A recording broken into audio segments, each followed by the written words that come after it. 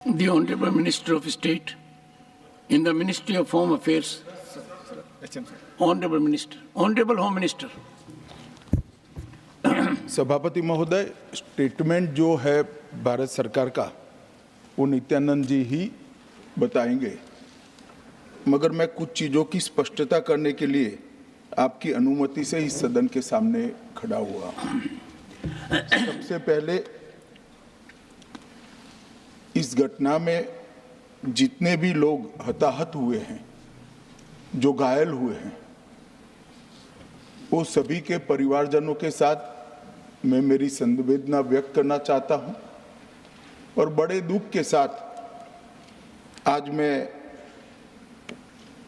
उनके प्रति अपार संवेदना के साथ इस सदन में खड़ा हुआ हूं। जैसा मैंने पहले कहा कि सरकार की ओर से जवाब श्री नित्यानंद राय ही देने वाले हैं।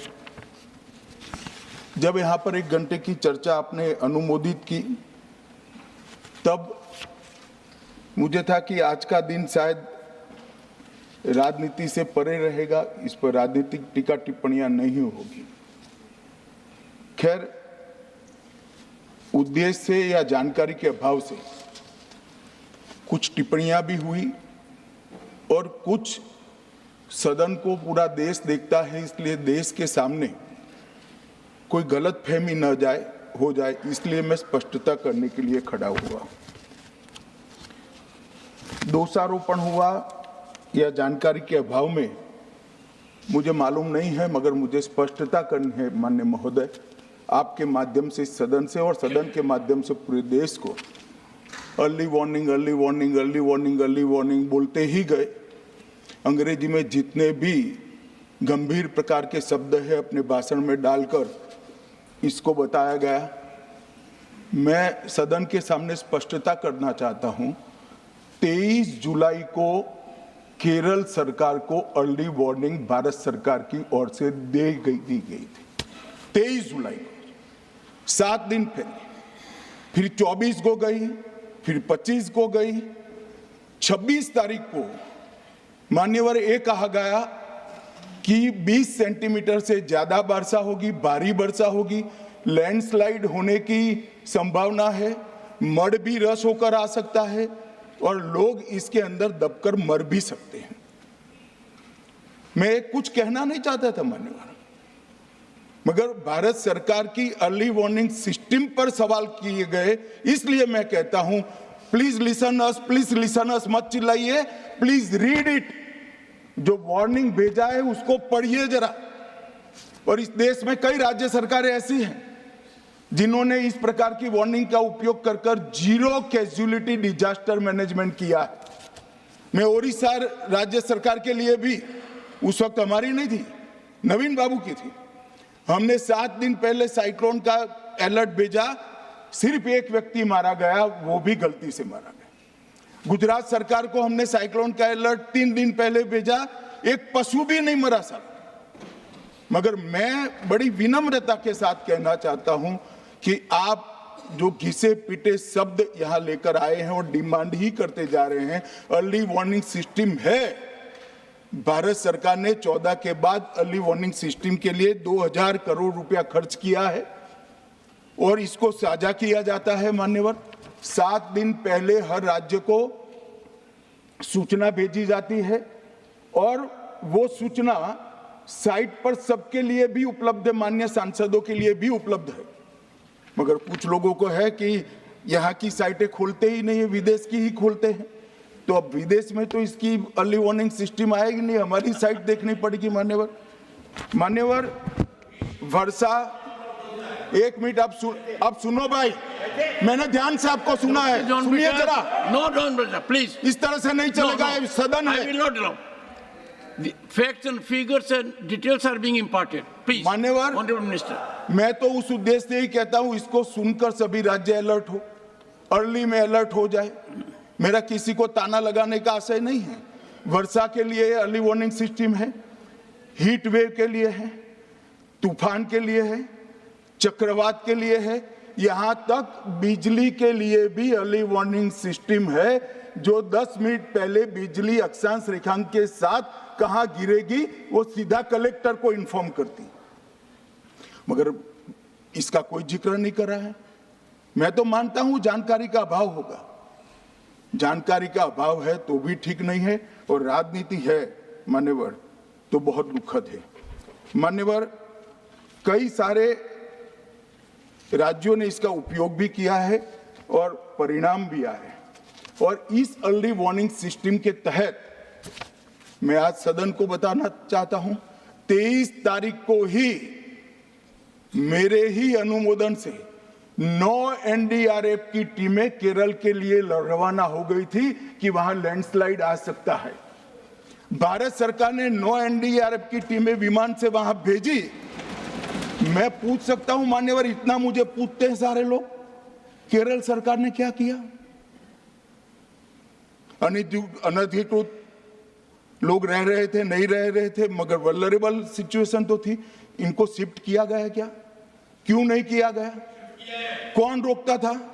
और शिफ्ट किया तो मरे कैसे? शिफ्ट पहले नहीं किया गया है, बाद में किया गया है भाई।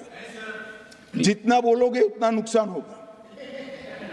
मैं बोलना नहीं चाहता, परंतु जब आप आरोपात्मक तरीके से बात करते, मैं शांति से यहां बैठकर सुनने ही आया। मान्यवर, मैं आज आपके माध्यम से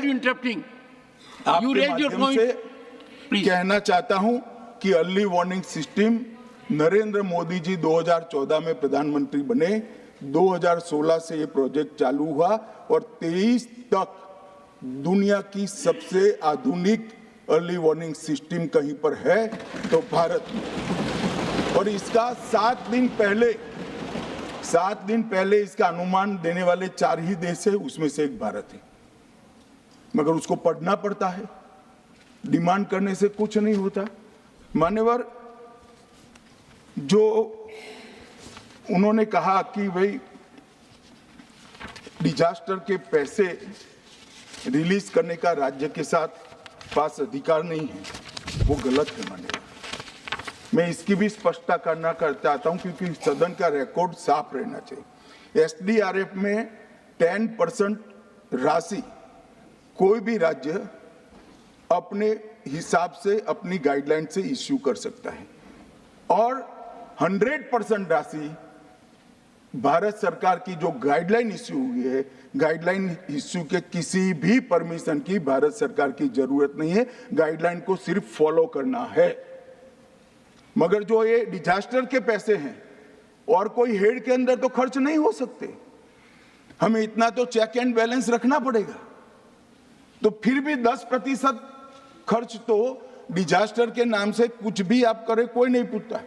90% खर्च आप गाइडलाइन के हिसाब से डिजास्टर के लिए भारत सरकार की कोई परमिशन लेने की जरूरत नहीं। और बंगाल का भी कहा मान्यवर, डिटेल स्टेटमेंट नित्यानंद जी पढ़ेगी, मतलब मैं स्ट्रक्चर्ड स्टेटमेंट नहीं दे रहा हूं, सिर्फ स्पष्टताएं कर रहा हूं। मान्यवर, बंगाल का भी कहा, हमने 6,244 करोड़ रुपया 14 से 24 तक बंगाल के अप्रूव किए हैं, और जिस प्रकार से इनके खर्च का हिसाब आता है इस हिसाब से रिलीज होते हैं, उसमें से 4,619 4619 करोड़ रुपया हमने रीएम्बर्स कर दिया है। मगर वहां थोड़ा प्रॉब्लम है हिसाब भेजने में। अब वो तो मैं अच्छे से नहीं कर सकता साहब, बंगाल ने ही करना पड़ेगा। अकाउंट देना पड़ता है तो सरकार है, कोई पॉलिटिकल पार्टी नहीं है ना। सरकार के कुछ रूल्स होते हैं, रेगुलेशन होते हैं, अकाउंटिंग सिस्टम होती है, एजी का ऑडिट होता है। हम किसी को नहीं मानेंगे तो थोड़ी तकलीफ आएगी, मगर धीरे धीरे आदत पड़ रही है, इंप्रूवमेंट आया है। इसीलिए 6244 में से 4619 करोड़ रुपया इनका रिलीज हो चुका है। और मैं फिर से कहना चाहता हूं मान्यवर, अर्ली वार्निंग सिस्टम दी गई थी, इसीलिए 23 तारीख को हमने एनडीआरएफ की 9 बटालियन वहां पर 9 बटालियन वहां पर हमने भेज दी थी, और 3 कल रवाना करी है। एनडीआरएफ की बटालियन उतरने से भी अलर्ट अगर हो जाते तो काफी कुछ बच जाता। मगर मैं किसी पे दोषारोपण नहीं करना चाहता हूं। ये समय है केरल की सरकार के साथ खड़ा रहने का, केरल की जनता के साथ खड़ा रहने का और जो लोगों की हानि हुई है उनके साथ खड़ा रहने का मैं सदन को विश्वास दिलाना चाहता हूं। Irrespective of party politics, Narendra Modi सरकार केरल की जनता और केरल की सरकार दोनों के साथ चट्टान की तरह खड़ी रहेगी, किसी को संशय रखने की जरूरत नहीं। Honorable Minister of State in the Ministry of Home Affairs, Shri